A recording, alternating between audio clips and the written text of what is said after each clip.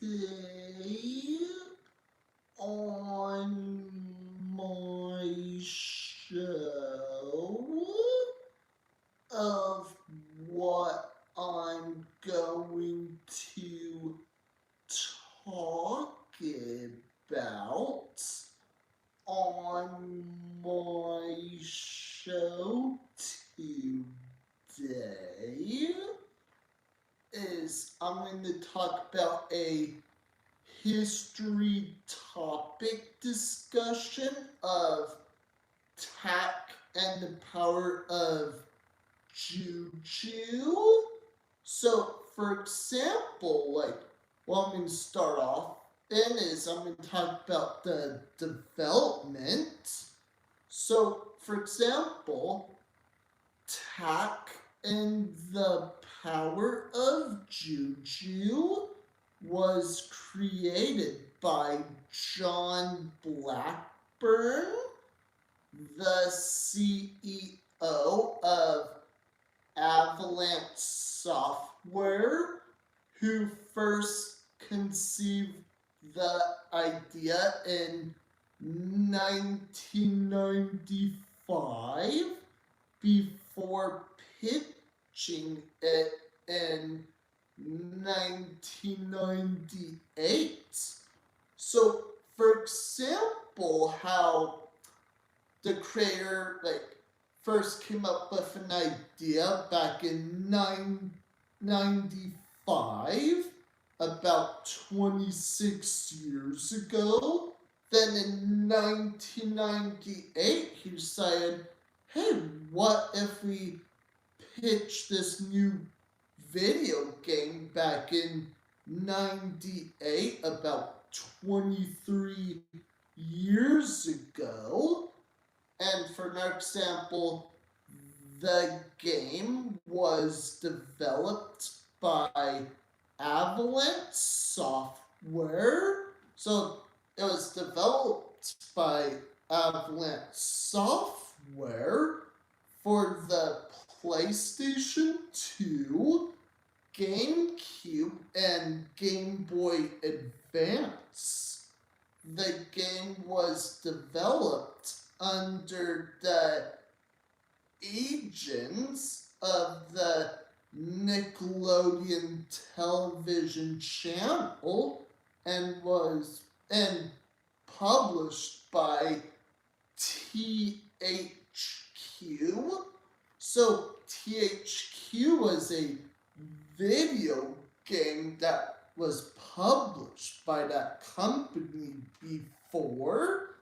A present at the time, because the game was not based on any of its then existing shows or films. So I'm not sure if it was based on something before. So that was the story of the development of how they created tack and the power of juju before.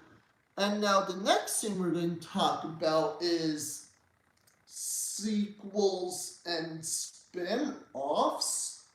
So the game spawned two direct sequels, Tack 2, The Staff of Dreams, and Tack the Great Juju Challenge, as well as two spin-offs based on the Tack television series, Tack and the Guardians of Grows, and Tack Mojo Mistakes. So, yes, there were video game sequels, and there might have been a spin-off too. And let me keep going. So hold on a second. And now I want to talk about the TV series. So again, Tack and the Power of Juju. So it was a CGI television series that debuted on Nickelodeon on August 31st, 2007, because again, it first started off as a video game, then they said, okay, well, if Nickelodeon decided to adapt it from the games to make it more into like an animated series for kids alike back in 2000s. And so what it was about, like Tack and the Power of Juju. So it was 2 11-minute stories per hour episode.